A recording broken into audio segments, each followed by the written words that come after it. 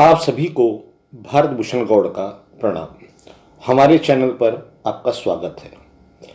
धरा चक्रम महर्षि लोमश द्वारा रचित लोमश संहिता, जो कि ज्योतिष विषय का एक महानतम ग्रंथ माना जाता है, और लोमश ऋषि जिन्हें भगवान शिव का अनन्य भक्त तथा मित्र भी कहा गया है, ये भी अमर ही माने गए हैं।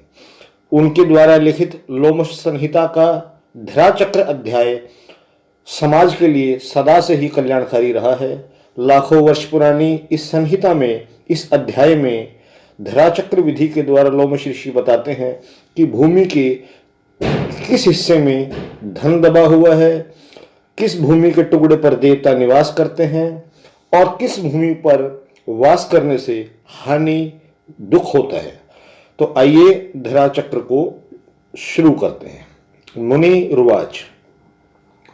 साधु पृष्ठम तु यावत्सा लोकानां भाग्यवर्धनम् एतेषां लक्षणं वक्ष्ये येन ज्ञानं भवेन्द्रिणाम् श्रवणं गीतनादस्य वादस्य श्रवणं तथा प्रकाशो दृश्यन्ते यत्र निशान्ते निश्चितं निधिः। जिस स्थान पर अकारण ही रात्रि में गीत या वाद्य यंत्रों का शब्द सुनाई पड़े तथा रात्रि के अंत में स्वयं प्रकाश दिखाई पड़े, तो वैसे स्थान में निश्चित ही धन होता है। अर्थात वहाँ भूमि के नीचे सोना चांदी या अन्य जवाहरात आदि, रत्न आदि दबे हुए होते हैं।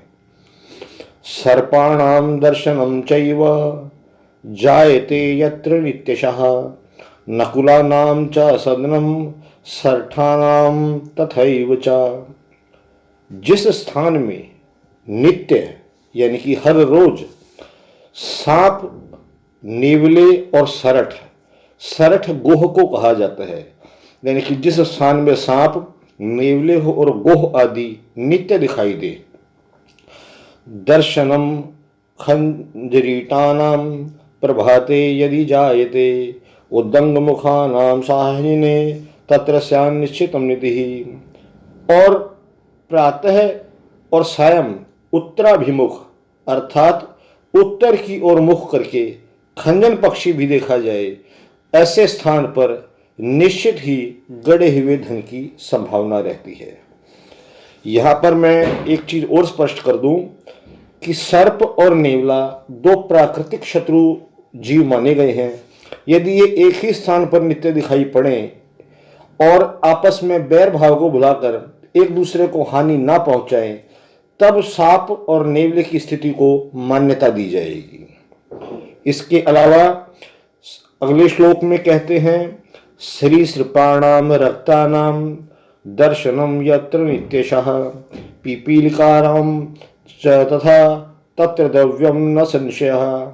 लाल रंग का सर्प और लाल चींटियां आदि भी द्रव्य की सूचना देती हैं, यानी कि जहां पर नित्य लाल सर्प दिखाई दे और लाल चींटियां भी दिखाई दे, वहां पर धन होने के संकेत माने गए हैं।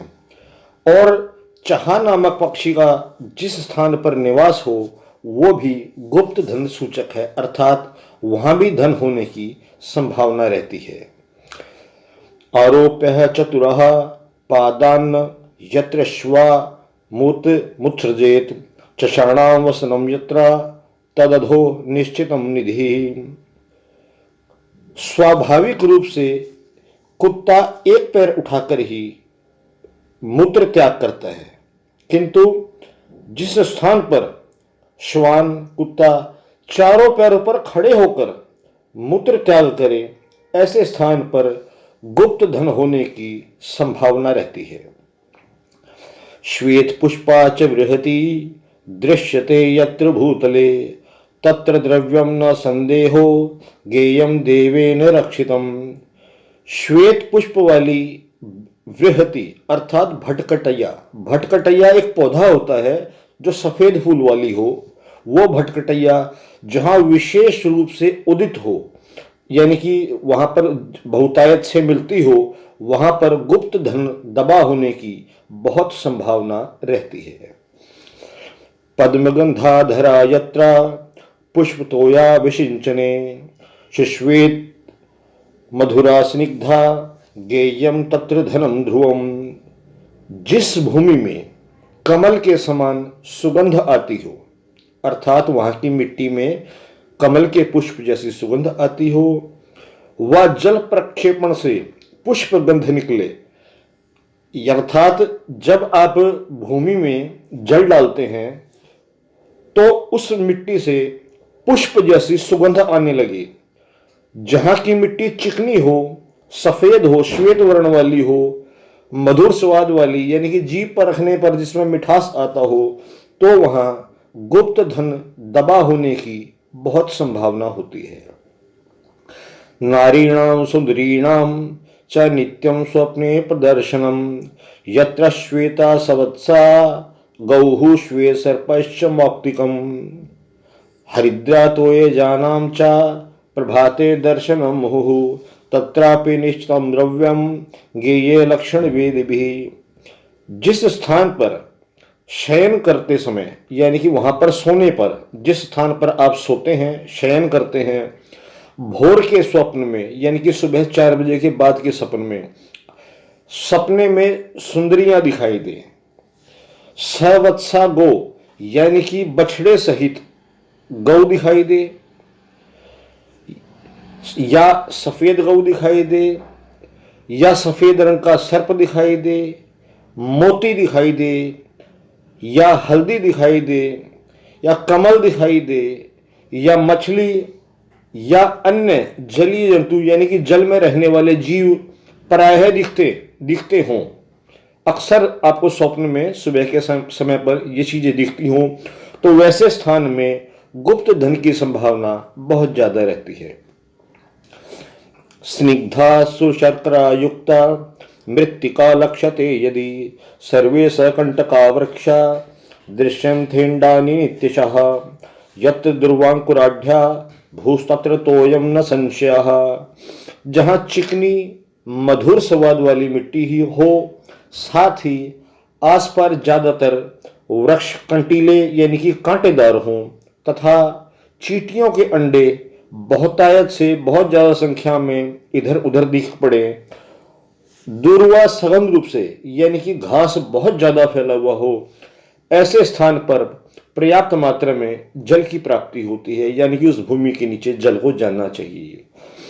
देवानां दर्शनम यत्र विप्राणां दर्शनम तथा यत्राग्निर्दश्यते स्वप्ने गव्यानां दर्शनम तथा तुलसी स्वयं उत्पन्ना यत्र तत्र च भूतले निम्बश्वादी वृक्षाश्च तत्र देवो न संशयः। इसी प्रसंग में देवताओं के विषय में महर्षि लोमश बताते हैं कि जिस स्थान पर शयन करने से, सोने से स्वप्न में देवता, ब्राह्मण, अग्नि, दूध, दही, घृत आदि यानी कि घी आदि मांगलिक पदार्थों का दर्शन होता हो स्वप्न में, जहां जिस स्थान पर तुलसी, पीपल और नीम आदि के वृक्ष स्वयं ही उत्पन्न हो जाते हों, ऐसे स्थानों में देवताओं का वास बताया गया है।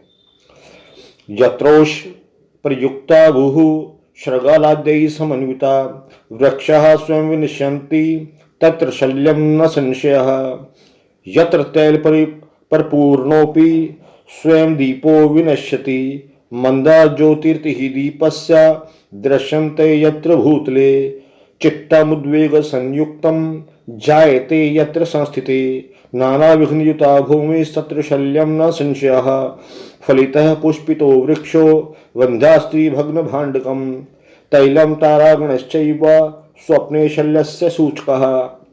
जहाँ की ऊषर भूमि यानी कि जिस पर पैदावार उपज ना होती हो, जहाँ श्रगाल यानी कि गीदड़ आदि सियार दिखाई देते हों, जहाँ के वृक्ष अकारण ही सूख जाएं, ऐसे स्थान में शल्य यानी कि हड्डी दबे होने की आशंका रहती है। जिस स्थान पर तेल पूर्ण दीपक,